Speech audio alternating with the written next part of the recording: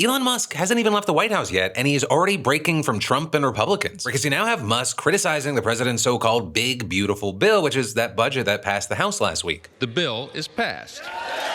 Though that's not really coming out of nowhere, right? I mean, it's caused a split somewhat within the GOP between those who think that tax cuts should be the priority and those who think that closing the deficit should be. Because the bill, it would do a lot of things that Republicans generally like. Things like cut taxes by trillions of dollars, increase defense and border spending, impose Medicaid work requirements, cut food stamps, and roll back clean energy. Right? And in doing all that, it would raise the deficit by nearly $4 trillion over a decade, according to the Congressional Budget Office, as well as raising the debt ceiling by $4 trillion just to fund the government through the next couple of years. But notably, when Trump was asked about it last week, he attacked GOP lawmaker Thomas Massie for voting against it, and he praised Speaker Mike Johnson for unifying the party and defended his bill against the deficit hawks. I'm a bigger fiscal hawk. There's nobody like me as a fiscal hawk. Thomas Massie said this adds more deficit than Biden did, and this bill kind of... Because we have to fix the country. But not everyone in his party is convinced. You have a handful of Senate Republicans criticizing the bill, including Rick Scott, for example. I support President Trump's agenda, secure the border, build up the military, make the tax cuts permanent.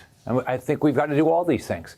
But let's live in reality for a second. We got to go through every line of the budget. That's what DOGE is doing. And then, actually, speaking of DOGE, you had Elon Musk echoing that same point on CBS, with him arguing that the bill contradicts his team's mission. I was disappointed to see the massive spending bill, frankly, which increases the budget deficit, not just decrease it, and undermines the work that the DOGE team is doing. I think a bill can be big or it can be beautiful, but I don't know if it can be both.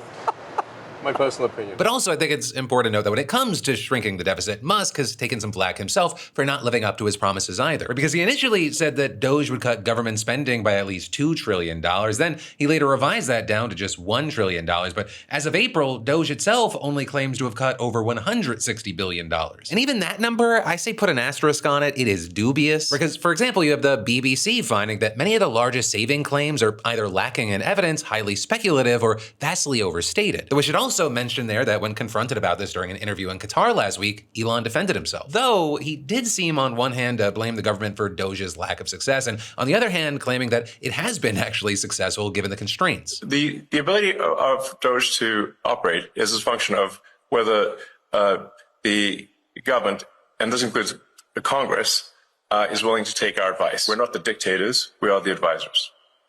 But thus far, for advisors, the DOGE team, to their credit, has made incredible progress. Right, and then he seemed to suggest that he would be pulling back not just from DOGE, but from politics in general. In terms of political spending, I'm going to do a lot less in the future. And why is that? I think I've done enough. And with that, if he's trying to devote more attention to his various companies, he does appear to have a lot of work cut out for it. With Tesla, there's the fallout from his involvement in the White House, including protests, vandalism, boycotts, declining sales, a very turbulent stock price, and a tarnished brand. And then with SpaceX, he's hoping to launch the first fully reusable Starship rocket by the end of this year. But then with that, this morning, as it descended back to Earth during its 9th test flight, the rocket spun out of control and broke apart, apparently thanks to a leak in the fuel tank. And that also after it failed to deploy 8 dummy satellites when a side hatch jammed. So of course, with everything space, there's a lot of failure before you have successes. And the main thing is that obviously Musk and Trump have a lot on their plate this year. And as it connects to the news today is the question of, will one of the side dishes be, will this disagreement over the big, beautiful bill deepen into a real political conflict? Or